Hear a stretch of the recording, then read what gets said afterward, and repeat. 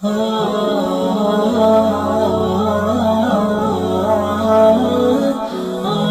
Bhai speeches. बिस्मिल्लाहिर्रहमानिर्रहीम अल्हम्दुलिल्लाहि रब्बिल आलमीन अर्रहमानिर्रहीम मालिक यौमिद्दीन। मोहतरम सामईन, हज़रत अबू तालिब ये आप सल्लल्लाहु अलैहि वसल्लम के चचा जान थे। हज़रत अब्दुल मुत्तलिब की वफ़ात के बाद आपके चचा अबू तालिब ने आप सल्लल्लाहु अलैहि वसल्लम की परवरिश का ज़िम्मा लिया। अबू तालिब आप सल्लल्लाहु अलैहि वसल्लम से बड़ी मोहब्बत करते, आपका बड़ा ख्याल रखते, क्योंकि आप सल्लल्लाहु अलैहि वसल्लम बेहतरीन सिफत के मालिक थे, अच्छी खूबियों के मालिक थे। अबू तालिब कहते थे कि हज़रत पाक अलैहिस्सलाम ने कभी भी झूठ नहीं बोला और ना कभी बेहुदा बातें कही और ना कभी आप बेहुदा लड़कों के साथ बैठे हैं। इसलिए अबू तालिब आप सल्लल्लाहु अलैहि वसल्लम की बड़ी इज्जत करते, आप सल्लल्लाहु अलैहि वसल्लम का ख्याल रखते, क्योंकि आप सल्लल्लाहु अलैहि वसल्लम बेमिसाल सिफत के इंसान थे। और अबू तालिब ने आप सल्लल्लाहु अलैहि वसल्लम को कभी भी खुद से अलग नहीं किया, हर वक्त आप अबू तालिब के साथ ही रहते। तो बहरहाल हज़रत पाक अलैहिस्सलाम बेहतरीन सिफत के मालिक थे, आप में बहुत अच्छी अच्छी खूबियाँ मौजूद थी।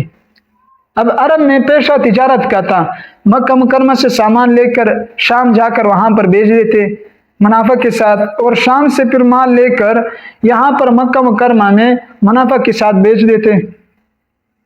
तो इसी तरह दस्तूर के मुताबिक अरब का एक काफिला तैयार हुआ तिजारत के घर से शाम की तरफ, और इस काफिले में अबू तालिब आप सल्लल्लाहु अलैहि वसल्लम के चचा भी तैयार हुए, उसका भी इरादा हुआ। तो हज़रत पाक अलैहिस्सलाम ने भी जाने की ख्वाहिश की कि मुझे भी साथ लेकर चलें। अबू तालिब ने आप सल्लल्लाहु अलैहि वसल्लम की ये दरख्वास्त मंजूर कर ली। अब आप सल्लल्लाहु अलैहि वसल्लम भी इन काफिले वालों के साथ तैयार हुए। हज़रत अबू तालिब ने आपको ऊँट पर बिठाकर रवाना हुए। रास्ते में एक ईसाइयों की इबादतगाह थी, जहाँ पे ये ईसाई लोग इबादत करते, उनके करीब इन काफिले वालों का पड़ाव हुआ। तो इन ईसाइयों में से एक राहिब यानी कि आलिम ईसाइयों का, उनकी नज़र जब हज़रत पाक अलैहिस्सलाम पर पड़ी तो अबू तालिब से कहा कि ये आपके क्या लगते हैं? अबू तालिब ने कहा ये मेरे बेटे हैं। उसने कहा हरगिज़ नहीं, ये आपके बेटे नहीं हो सकते। अबू तालिब हैरान हुए कि वो कैसे, ये क्यों मेरे बेटे नहीं हो सकते? तो उस राहिब ने कहा कि ये नबी है और हमने तौरात और इंजील में आखिरी ज़मान पैगंबर की जो निशानियाँ पढ़ी हैं वो तमाम इसमें मौजूद हैं, और इसके बारे में हमने ये निशानी भी पढ़ी है कि इनके वालिद इनकी विलादत से पहले फौत हो चुके हैं और इनकी वालदा भी इस दुनिया से रुखसत हो चुकी हैं, तो लिहाजा ये आपके बेटे नहीं और ये नबी है, आखिरी ज़मान पैगंबर हैं। अबू तालिब हैरान हुए और जो आपके साथ काफिले वाले थे वो सब हैरान हुए। उसके बाद ये काफिला अब आगे रवाना हुआ। रास्ते में एक और जगह पर ईसाइयों की इबादतगाह थी, वहाँ पर उनके करीब इनका पड़ाव हुआ।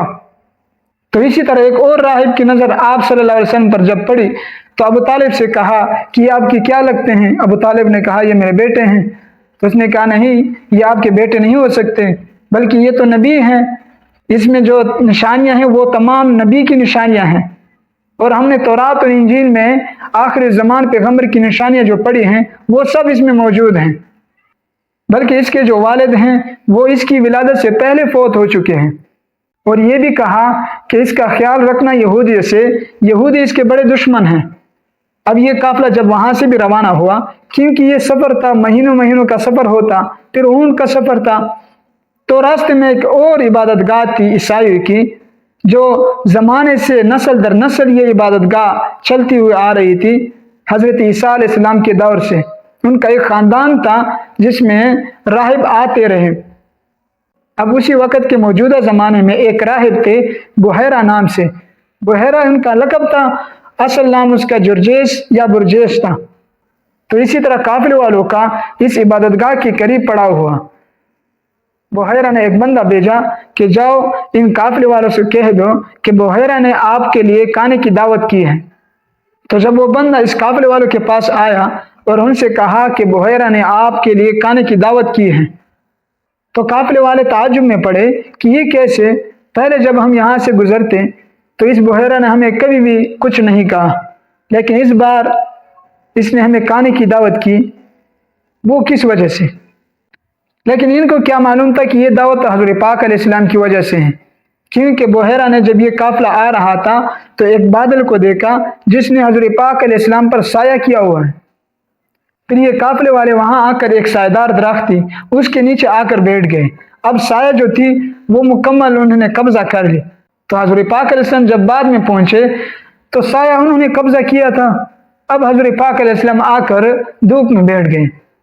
بحیرہ دیکھ رہے ہیں اس درخت نے اپنے شاخوں کو حضرت پاک علیہ السلام پر لا کر حضرت پاک علیہ السلام پر سایہ کر دیا۔ اب اوپر سے بادل بھی ہے اور درخت کی شاخیں بھی حضرت پاک علیہ السلام کی طرف آئی تو حضرت پاک علیہ السلام پر سایہ کر دیا۔ اب بحیرہ نے جان لیا کہ یہ تو نبی ہے، اور ادھر سے جب یہ قافلے والے آ رہے تھے پتھر درخت یہ سب حضرت پاک علیہ السلام کو سجدہ کر رہے تھے۔ تو بحیرہ نے جب یہ منظر دیکھا اس وجہ سے فوراً قافلے والوں کے لیے دعوت کی۔ تو بحیرہ نے جب قافلے والوں کو دیکھا ان میں سے وہ شخص نظر نہیں آئے جس پر بادل نے سایہ کیا ہوا تھا۔ بحیرہ نے کہا کہ اے قریشیو، میں نے تم سب کے لیے دعوت کی تھی۔ قریشیوں نے کہا کہ جن لوگوں کی آپ کو ضرورت تھی وہ سب حاضر ہیں کھانے پر، لیکن ہاں ایک لڑکا ہے کم عمر کا لڑکا، اسے ہم نے پڑاؤ پر چھوڑ رکھا ہے تاکہ وہ سامان کی حفاظت کرے۔ تو راہب بولے کہ نہیں، میں نے آپ سب کے لیے دعوت کی ہے، یہ بری بات ہے کہ آپ ایک کو پیچھے چھوڑ دیں، تو اسے بھی دعوت کے لیے بلا دیں۔ اب ایک بندہ گیا اور حضرت پاک علیہ السلام کو بھی لے آئے۔ قافلے والوں نے جب کھانا کھا لیا اور لوگ ادھر ادھر ہو گئے تو اب بحیرہ جو تھے وہ گور گور کر حضرت پاک علیہ السلام کو دیکھ رہے تھے۔ اس کے بعد وہ آپ صلی اللہ علیہ وسلم کے قریب آئے تو حضرت پاک علیہ السلام سے کپڑا مبارک ہٹا کر دیکھا کہ حضرت پاک علیہ السلام پر مہر نبوت موجود ہیں۔ اب اس سے یقین ہوا کہ یہ نبی ہے اور آخر الزمان پیغمبر ہے۔ اس کے بعد آپ کے چچا جان ابو طالب سے کہا کہ یہ آپ کی کیا لگتے ہیں؟ ابو طالب نے کہا یہ میرے بیٹے ہیں۔ پھر اس نے کہا کہ نہیں، یہ ہرگز آپ کا بیٹا نہیں ہو سکتا، اس کے والد جو تھے وہ اس کی پیدائش سے پہلے فوت ہو چکے ہیں، اور اس کی والدہ بھی اس کے بچپن میں فوت ہو چکی ہے۔ ابو طالب نے کہا کہ ہاں واقعی اس کے والد بالکل فوت ہو چکے ہیں اور یہ میرے بھتیجے ہیں۔ اس کے بعد بحیرہ نے کہا کہ یہ نبی ہے، آخر زمان پیغمبر ہے اور دونوں جہانوں کے سردار ہیں، اور اللہ تعالیٰ اسے بڑا مقام عطا کرے گا۔ اس کے بعد بحیرہ نے کہا کہ آپ مال یہاں پر بیچ دے اور شام نہ لے کر جانا، کیونکہ اگر آپ اس بچے کو شام لے کر جائیں تو وہاں پہ جو یہودی ہے وہ اس کے بڑے دشمن ہیں، اسے الیاذ باللہ شہید کر دیں گے۔ اب ابو طالب بھی گھبرا گئے تو اپنا جو مال تجارت تھا اسے وہاں پر بیچ کر حضرت پاک علیہ السلام کو ساتھ لے کر واپس مکہ مکرمہ آ گئے، اور راہب نے آپ صلی اللہ علیہ وسلم کی بڑی عزت کی، تواضع کی۔ اس کے بعد راستے کا توشہ بھی دے کر آپ صلی اللہ علیہ وسلم کو بڑی محبت اور شفقت کے ساتھ رخصت کر دیا۔ تو یہ تھا ہمارے پیارے نبی صلی اللہ علیہ وسلم کا ملک شام کا پہلا سفر، کہ جس میں آپ نے تقریباً 12 سال کی عمر میں، کتابوں میں آئے کہ 12 سال کی عمر میں آپ صلی اللہ علیہ وسلم نے یہ سفر کیا ہے۔